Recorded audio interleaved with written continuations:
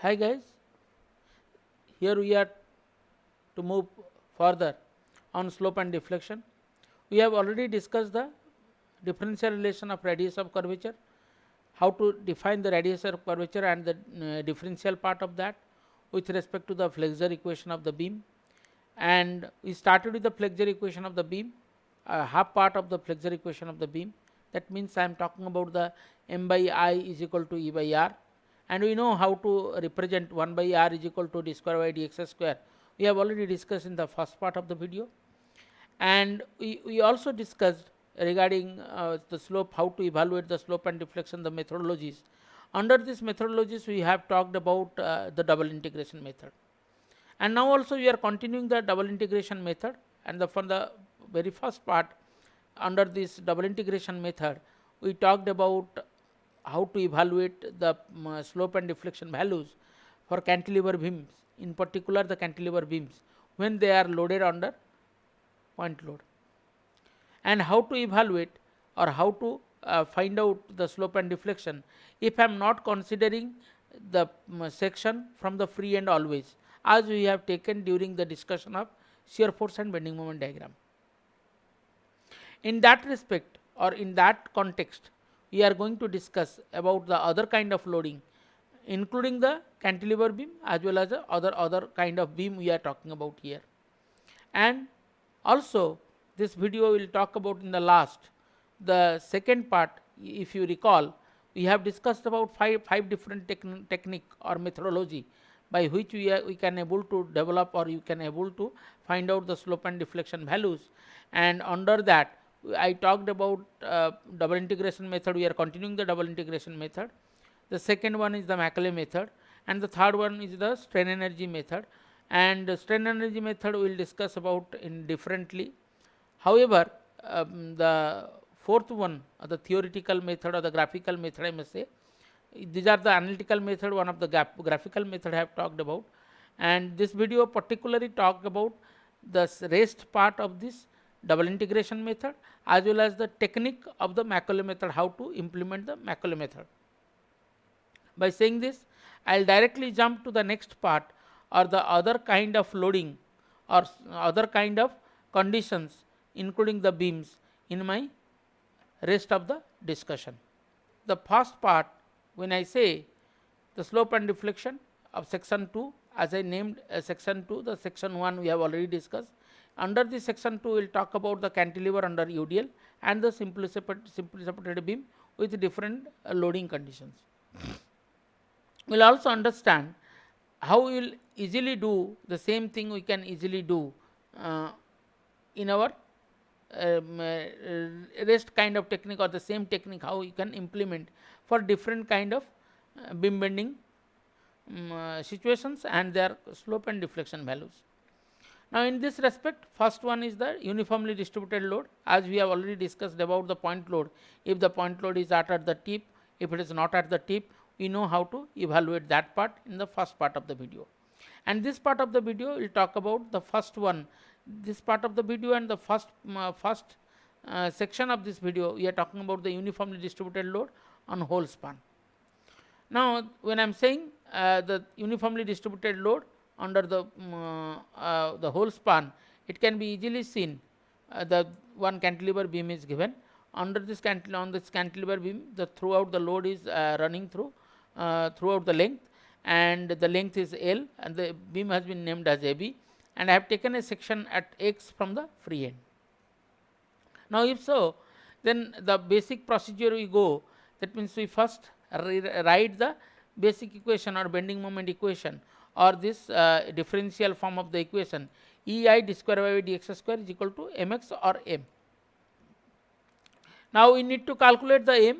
If I will take the section X from the free end, we can able to calculate the m, and W is the load intensity per unit length, X is the total length of that.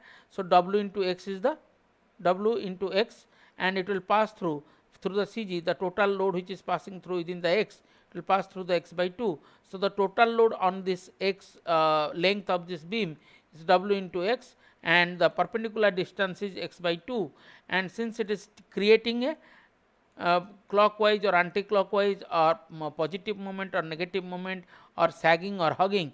Based on that, we are considering this kind of thing. That means right to the section or left to the section. Accordingly, we took it's a right to the section and clockwise is happening. So we have taken it's a negative of the bending moment, creating the bending moment created over is negative in nature. I think we have already discussed about this point, the positive and negative signs, all these kind of things we have discussed at very early stage of this discussion of slope and deflection, as well as the bending stress in shear force and bending moment diagram as well. Now ei d square by dx square m is equal to m, and m value I have already given that minus w x square by 2. So as the double integration method, the name suggests double integration. So I'll go for the twice integration, and I'll put the boundary condition. I'll get the solution of the slope and deflection. The first integration gives me the value of ei dy by dx is equal to minus w x cube by 6, and the first integration constant is c1. So as it is dy by dx, ui dy by dx for the beam section, if you will see, for the case of cantilever beam, or any this cantilever beam is having a one side is fixed, and on this fixed end both the slope and deflections are 0. So if I'll put x is equal to the boundary condition, first the boundary condition x is equal to L, so the dy by dx is equal to 0, because the slope is 0. Now putting this condition, I can able to find out the value of C1. Now after finding out the value of C1, now putting this value in ei dy by dx, I can get ei dy by dx is equal to the what is the relation, and from there the whole relation, from the whole expression, I can able to find out the slope value or the dy by dx value from this expression. Now next further is to calculate, once I calculated the slope, I can calculate the deflection by integrating once again. Now integrating once again, eiy is equal to wx square x fourth by 24 plus wlqx by 6 into plus c2. C2 is the second integration constant by integrating second time. So it is the integration constant. Here again I can put x is equal to L, y is equal to 0, because the slope and deflection both are 0 at the fixed end, and I am taking this free end, I am taking the section from the beam, or section of the beam I am considering from this end. So when x has been taken from the free end, if I will increase this x from 0 to L, when it is x is equal to 0, it is free end, when x is equal to L, it is the fixed end. Now putting the same condition, x is equal to L, y is equal to 0, and we can get the values are values of the C2. Now putting these values of C2 now in this particular equation, after the integration, I can able to find out the value of eiy. Now the y value can be calculated from here, and now hence the slope and deflections are given by from where. Now if the origin is taken from free end, these are the values we got in the both the cases. We got dy by dx and y is equal to minus w 24 ei into x fourth minus 4 lqx plus 3l4. Now the point is that we have discussed by considering the this beam or the cantilever beam, we are considering the section from the free end. Now is the same thing if the origin will taken from, instead of free end, if I will take the fixed end. We have already discussed in my earlier video, I have talked about this, considering the section. Now without doing the whole exercise once again, I am just putting the values. If I will take instead of the x or the section from the free end, if I will take the section or the origin from the fixed end, then what are the value? Directly I can put the values, the slope and deflection values. That means the dy by dx, you see the dy by dx I got from here, and the dy by dx I got from here. It is looking little bit different.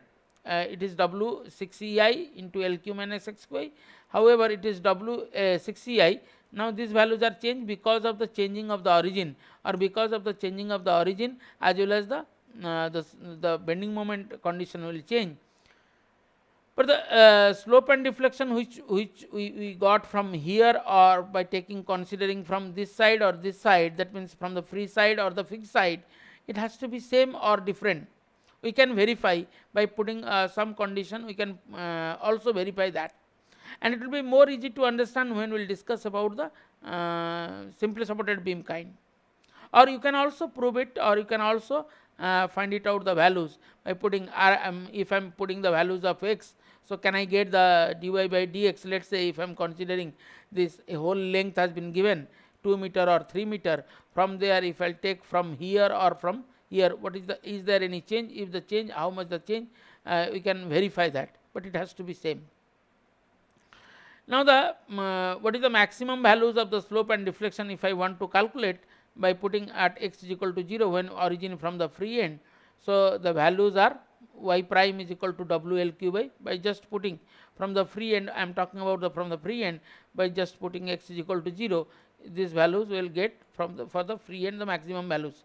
For both the cases I can get. Now to get the second condition or the third condition, what else you can say? Now to go to that, uniformly distributed load on a point from the fixed end, origin taken from the fixed end. Uniformly distributed load, but it is not throughout the that means earlier case we have taken the uniformly distributed load over the whole length. Instead of the over the whole length, if it is on the particular point, uniformly distributed load on a point from fixed end up to a point on the fixed end, from the fixed end, then how to evaluate? It is interesting, the similar kind of things we have already discussed during the discussion of the there are different kind of methodology by which we can evaluate, but however the same kind of situation we have already handled, that means during the kind of point load case. I will come to that slowly when go into the case, it will be more clear. Now it is showing that a beam AB and the point is C, where we are considering the section as or this point as the C point up to which this load is given. Now I am taking a section from the fixed end instead of the free end. So now taking this section from the fixed end, then how to calculate? I can take here instead of L, as we have taken for the case of point load. If you remember, at the time of point load, what we took, if the load is not at free end, if it is at a point at a distance of A from the fixed end, then we took the beam as, firstly we can take, we took the beam as up to this, then we added the slope and deflection values for this part, the rest of the part. Similarly here also the solution can be done, or what I can do, I can take whole the beam as uniformly distributed load, then I will minus up to this. Since it is not yet come, so just now we are not using, further we are going to use this method. This method is not going to be utilized at this particular time. Now we are just using this method here, like as the case of the first one, as I said, if I will take the point load at the kind of point load. Now extending the kind of point load, if I will extend here at point C, when I am saying at point C, that means this C is I am talking about this C, the C which is the load is ending at this point C. Now as in case of the cantilever beam which is loaded not at the free end, at a particular point at a distance point C, at a distance of A from the fixed end, we are considering, if it, let us say if it is only L, then we can minus WLQ by 6CI, we know.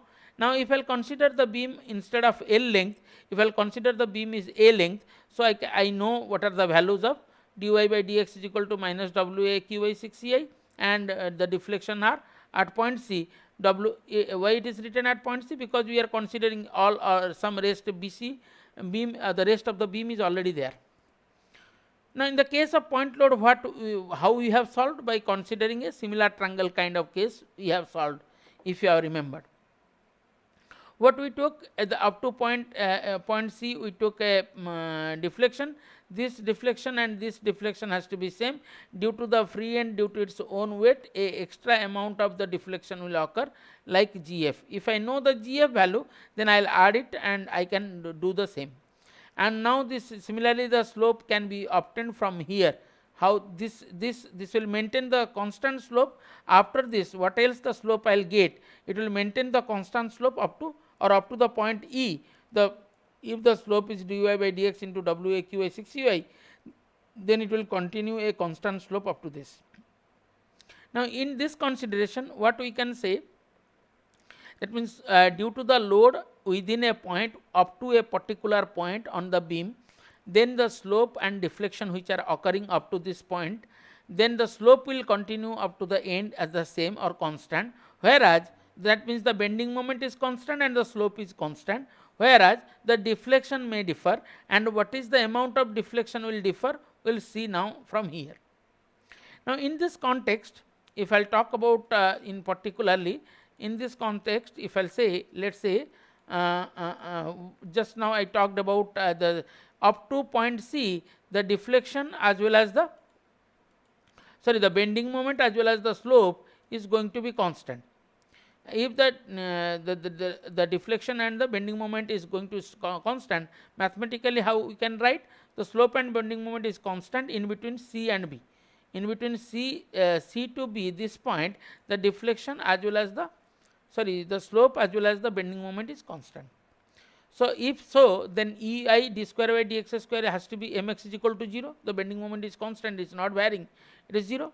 And or E d square by dx square is equal to 0 and dy by dx is equal to constant. That means it is maintaining after the point C, the slope is going to maintain a constant value up to point B. So how to evaluate? I think this method already we have adopted in earlier case. Now also we are extending the same thing over here. So dy by dx is equal to y prime from where? That means I am talking about the GEF. This GEF triangle, this is the small triangle we are talking about, GEF, from where we can get the value of GF, and the GF value will add on. That means GH plus GF will give the final deflection at the end point or the free end, as well as the DE and GH, these values are same. That means what much the deflection will be there at the point C has to be same, or that has to be maintained, then extra value GF will be added up. Now in this context, GF is equal to GE, if I know, I need to calculate the GF. So I just one step ahead, I'll multiply GE into, and what is the value of GE? If I say what is the value of G, I know this, the whole length is L and this value is A. So the rest value will be is L minus A. So just putting those values, GE value, I can get the GF. Now putting this deflection at point B, GH plus GF. So I can write deflection at C plus GF. Deflection at C is nothing but DE, and DE is equal to GH. Now adding these two, that means WA square by 8 EI minus WA4 by 48 EI, and the rest value I have added here. Now by this way I can calculate the value for the, if this is the condition where by utilizing the earlier discussion in case of point load, we are extending the same concept over here for the UDL kind. Now the rest, the next part or next condition, uniformly distributed load from free end.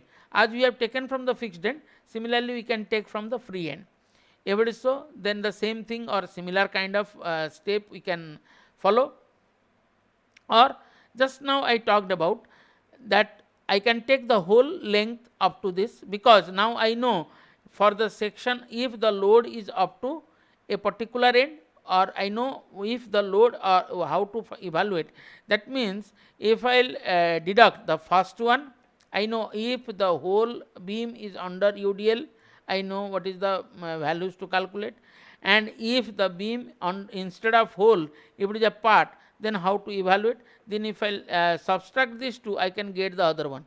So same thing has been written here. Slope and deflection at point B can be found by first considering the cantilever loaded on whole span, and then deleting the effect of for the span loaded from A to C, because we already know how to evaluate from A to C. Now just we are reiterating what else we did for the case, the first case, if it is fully loaded, and then the deflection for the whole span, we know what is the deflection for the whole span if it is at the free end. For the span loaded between A and C, then the deflections, we know what is the deflection, we can evaluate, or we can put these values over here. Now the total deflection at point B can be obtained by utilizing by deducting these two, we can able to find out these values uniformly distributed load from free end. Either you can take or you can evaluate for whole by considering the earlier method, or considering taking a section, or utilizing what are the knowledge we have for the whole span and the part of the span. Now discussing all this, now you'll talking about all these 3 different or 4 different kind of variable situation for the cantilever beam. We go further the simply supported beam. Now the simply supported beam, it is the most, you can say, it is not as it is as simple as in case of your in case of cantilever we got directly we put into the first integration, then we put the boundary condition, then the second integration we put the boundary condition, we get, we may not able to do so for the same over here. It may be different, and again we will discuss about for point load and for the UDL case. Point load UDL case, throughout the UDL, point load as the center, point load at the eccentric, all this kind of situation will come into the picture. So we will solve 2 different or 3 different cases over here. Mostly I will sum up with the 2 different case which is in a generic form. First one, the simply supported beam carrying point load at the mid span. We all of us we know how to do for the mid span case. For the bending stress or the bending moment diagram, we know if it is at a point C, I can take the section from A or B. There is no such limitation as like is in case of your we took for the cantilever beam. Now we know how to evaluate from the geometry. You can say RA and RB, we can calculate the total load. So total load W is individually taken care by RA and RB. RA plus RB is equal to W, and since the load is at the mid span or at the midpoint of the beam, so it can easily calculate RA and RB is equal to W by 2. Or you can take, in order to find out, we can take for the same region, we can find out by taking the moment about A or moment about B.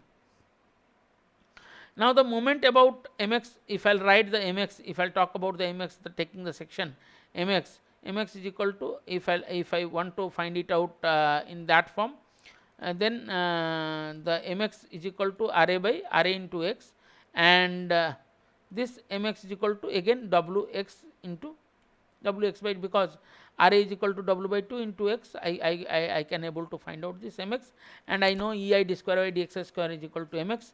Now putting this value, I can find out the values of first integration. If I'll go for the first integration, then I'll get EI dy by dx is equal to Wx square by 4 plus C1. Then how to find out the C1 value?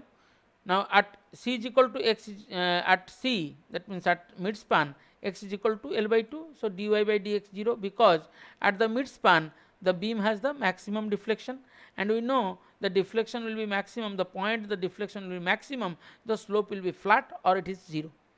So based on that condition, we can put the values of dy by dx. Now putting this value, I can able to find out the C1 value. Once I get the C1, I can put this EI dy by dx is equal to Wx square by 4 plus C1, which is minus WL square by 16. Now putting that value, I can write again dy by dx is equal to Wx square by 4 EI, or 1 by EI into Wx square by 4 minus WL square by 16. Similarly, by putting x is equal to 0, putting this value, theta max will be at same.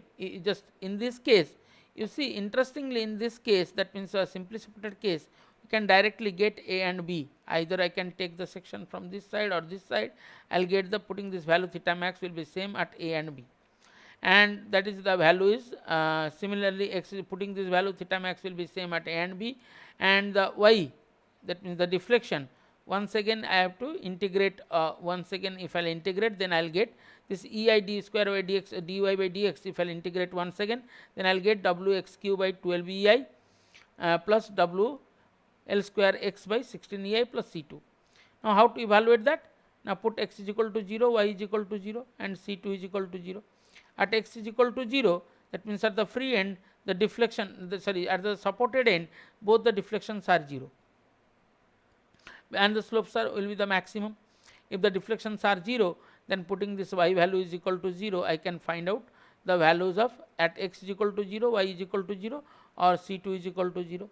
Now the y is equal to, for the simply supported case, loaded at midspan by point load using a point load, then the maximum deflection or the deflection value is, sorry, not the maximum deflection, but the deflection is Wxq by 12 EI minus WL square x by 16 EI. Now we put x equal to x by L, x is equal to L by 2, L by 3, L by 8, what else you want to know, you just put it here and you can find out the values. And the maximum value for the maximum deflection for a simply supported beam loaded at a midspan, x is equal to L by 2, the maximum is minus WLQ by 48 EI. Now there is next case, simply supported case, UDL beam or the simply supported beam under UDL condition. The similar condition we can find it out, RARB is equal to, earlier case we got W by 2, now we will get WL by 2 because now the load is related with the length of the beam. After finding out Mx, I can put it the values of Mx, and by putting this Mx value, EI d square by dx square, and integrate the first. Once I'll integrate, I'll get the first condition, the C1. Now putting this x is equal to L by 2, you can put the same boundary condition and you can get the values of first constant C1. Now putting this constant, I can get this dy by dx by dividing EI, by dividing into right hand side, I can able to find out this the same value. Now the rest part, the theta max, if I want to find it out, the theta max by x is equal to 0 or x is equal to L, I can get this theta max value. And the next integration, by doing the integration, the second integration to find out the deflection, and to find out the constant, the C2 again, by putting x is equal to 0, y is equal to 0, you can get the value of C2. And if I will put x is equal to 0, y is equal to 0, so C2 is automatically 0 as in the earlier case, and the maximum deflection we got at here WLQ by, and the next part x is equal to L by 2, as in the case of, in earlier case it is 48 EI, WL4 by 48 EI, now you got minus 5 WL4 by 384 EI for UDL loading. Now simply supported beam with eccentric loading, we can do in other way also. We can start with the eccentric loading, that means eccentric point load for the simply supported beam, and we can connect it into both the cases, that means if it is at x is equal to L by 2 or x is equal to L by 4, or we can do differently. For the sake of simplicity, the first condition which has been shown, if the beam is loaded at center with a concentric load, then the beam is a simply supported beam loaded with UDL loading throughout the loading. Now the eccentric load, we know the maximum bending moment in case of eccentric loading WAB by L. Now here also we can taking moment about B to find out the reactions. We can able to find out the RA value and RB values. Now after finding out the RA and RB values, we can put the bending moment for the section AC. For the section AC, the length is A. For the section CB, the length is B. If the section is for the section AC, so you will get WBX. I think we remember this one. RA is equal to WB by L and RB is equal to WB by WA by L. I have already discussed earlier during the discussion of the shear force and bending moment diagram. Now from here, if I will put the Mx value, I can get the first equation, EI y prime WBX square by 2L, that means first integration, EI dy by dx is equal to Wx square by 2L plus C1. Now you may ask or you may think, why not in the earlier case as we are doing, why I am writing this equation 1, I can write the what is the maximum value, or as we are putting at x is equal to L by 2 dy by dx is equal to 0.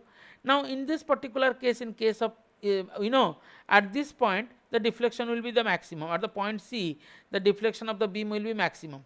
If at the point C the deflection of the beam will be maximum, then we could not able to find out a trace the value of x exactly. So first of all we need to find out the value of x, as in case of your point load as a center, we know x is equal to L by 2, the dy by dx is equal to 0. We do not know to put that condition over here. In order to do so, we could not able to find out, because we do not know the boundaries, or we do not know the end conditions or initial or boundary condition values, they are constant values, or sorry, the boundary condition values we could not able to find out the constants. So to avoid that, what we will do, we are not going to solve just now. Well, first guess will make it like EI y prime is equal to Wx square by 2L plus C1 is equal to Now integrating again, we will get Ey is equal to Wxq by 6L and C1x plus C2, because I have not found out the value of C1 because I didn't put any boundary conditions over there. Now I can put, because x is equal to 0 and x is equal to L in both the cases, either x is equal to 0, and because I am considering for the section AC only, so x is equal to, I do not know, I have not taken the CB part. So the maximum values are the one condition only known to me, x is equal to 0, y is equal to 0, because at x is equal to L or x is equal to A, this point will be converted to C. Now putting this condition, the slope deflection values is known to me, not the slope value. So in the first equation we could not able to put that boundary condition.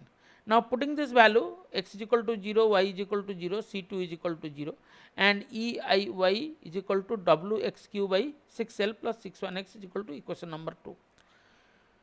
Similarly, the bending moment I can count. First of all, I found the bending moment at the equation 1 and 2 for AC section. Now I am trying to find out the for CB by considering the section after C. Now in this condition, again MCB as considering in earlier case, that means instead of x and L, what else we took, that x we have extended towards after C. Now MCB is equal to WBX by L into W into x minus A.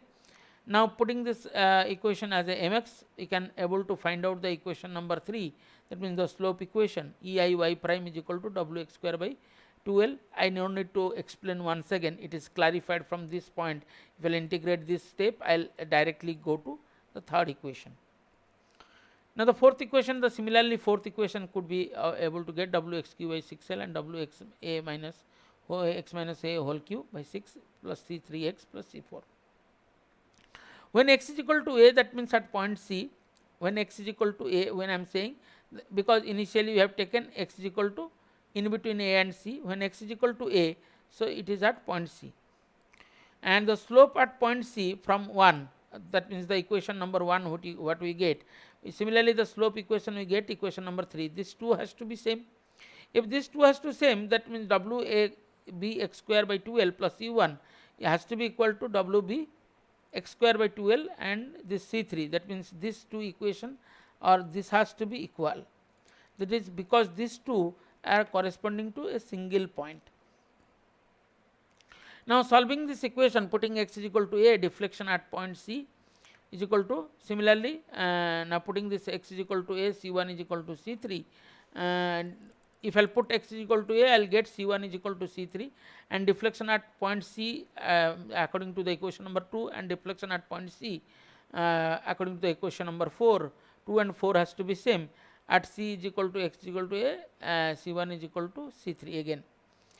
Hence this Wxq, what we just now discussed about the deflection part, if I'll go further the deflection part, and we can put this, we can able to get the value of C4 is equal to 0. At B is equal to L, y is equal to 0. At B, x is equal to L, y is equal to 0. We can put this x is equal to L and y value. We could able to get the values of C3 equation or the C3 constant. So you see the C1, C2, C3 and C4, 4 different constants are there. Out of that, the C4 is equal to 0 and C1 is equal to C3, and we got one relation C1 is equal to C3. Now similarly, by putting this all 4 equations we have to calculate, and then after only we can able to find out for the case of eccentric condition. Now it may be a condition if x can be greater than A or less than A in order to get a generic form. That means the section we are talking about, that section from the beam or within the beam A to C or C to B we are talking about, if the section is less than equal to A or greater than equal to A, accordingly this equation is going to change. If the section, as we are taking WB by L, RB is equal to WA by L, RA is equal to WB by L. Similarly, if the x is equal to less than or x less than equal to A, then we will find this relation, or by putting this C1 constants and all this constant, we can able to get the C1 and C2 value. Because C1 is equal to C3 we have proved in twice different cases, or that means the bending and as well as the slope equation. And now putting x is equal to greater than A, by putting this condition, also you can able to the value of x is the maximum deflection can be obtained. Let a is greater than b at maximum deflection, slope is equal to 0. By putting this condition in the slope is equal to 0, we can able to find out the value of the point. That means we are interested to find out here the x, where is x the maximum point. So the x is nothing but the L square minus b square by 3 root over. That is the point, because in earlier case when the load is at the mid span, we know x is equal to L by 2, the deflection will be maximum. Now this is the condition in case of eccentric case, and if x is equal to greater than equal to a, then x is equal to L minus b square by 3. The maximum, this is the point where the maximum deflection occur, and by putting this x value we can able to calculate the maximum deflection part. Now we will directly come, you see the next method we are talking about, Macaulay method. That means we have, before going to the Macaulay method, I just point out few lines. Like just now you know how to calculate for a slope and deflection values for the case of cantilever beam having the uniformly distributed load throughout the length. This uniformly distributed load up to a particular point from the fixed end, up to particular point from the free end, and simply supported beam loaded at the mid span. Simply supported beam when the whole the load is under the throughout the length, this uniformly distributed load throughout the length, and the point load, but it's not at the midpoint or at geometrically symmetric in nature. Now immediately what is the need to come in the Macaulay method for finding out slope and deflection? As just now because I am discussing Macaulay method, so that's why it is necessary to talk about. Now basically the Macaulay method is nothing but a extension of kind of your double integration method, and it will give you when the load is, it is not true that the conditions with till yet we have discussed, either a single point load or a case of uniformly distributed load. There may be a combination of load might be there. If the combination of the load will be there, then the double integration method is failed to analyze due to the complexity will increase. The double integration method is not so much capable to do so. Again, in order to particularly to solve the kind of beams like if it is not, again we know the beams are not always your only simply supported kind or only cantilever kind or fixed beam or statically indeterminate structures are there. But Macaulay method doesn't talk about maximum on the statically indeterminate structure. Mostly the Macaulay method was a derived form of the, or you can say improvmental form of the double integration method, which consists or which takes care of all if there is a combination of loading, point number 1, or it is mostly preferable for the simply supported kind of beam or overhead kind of beam. And here I am not discussing anything about, only I will talk about something about the Macaulay method, few lines, and we will know about the more about the Macaulay method during the discussion of, or during the discussion or during the solving some of the problem. It was first given the name W.H. Macaulay suggested this method, and this method suitable particularly to the beam carrying more than one point loads. That is my point load if there is a point load is there, and if it is more than one point load, it will be helpful to find out. UDL extended only a part, that means if it is not the whole entire length is there, a part of the length of the UDL is there, then it is very much useful, and it is mostly capable of doing for overhang beam. Just now I have talked about overhang beam. Then what are the rules to be followed to when we are implementing the Macaulay method? The first rule, always take the origin at the extreme left end of the beam, as we are considering in case of your shear force and bending moment diagram, and for the case of cantilever beam we always take the section from the free end. Now you know during the discussion of slope and deflection we no need to calculate always the, for the case of cantilever beam we always no need to go for the free end, we can take from the free end or the fixed end. But here in particular case of the Macaulay method it talks about always take the origin at extreme left end of the beam. While integrating the terms within the brackets, that means if I will take the whole equation and integrating the whole terms, It will be more clear when I will talk about the same when by solving some problem. While integrating, the terms within the bracket are not to be disturbed. That whole term has to be taken as a single term. Like x minus a is there, then I have to take x minus x minus a only. For any value of x, the quantity within the square bracket in any term is negative, the term should be neglected. For any value of x, the quantity within the square bracket in any term, that means x minus a, x minus 6, x minus 8, like that something. If it is something is negative in nature, then a whole term will be taken as x minus 6 will be termed as x. And most importantly, the Macaulay method is actually a modification of conventional double integration method, which I have already talked about. By saying this much, now these are the some important points of the Macaulay method. So what we understand, there are major point. We discussed about 4 different condition. One is simply support cantilever beam with UDL load, cantilever beam UDL load, but not at the full throughout the length, part of the length from the fixed end and as well as the free end, and simply supported beam with a loaded at midspan, simply supported beam at loaded at eccentrically loaded, and simply supported beam UDL load. And what are the rules for the Macaulay method? This all by saying all this and all the other things, that means the Macaulay method, how to implement the Macaulay method will be clarified when we will solve some problems. Now by saying this much, I am concluding my discussion, and thank you.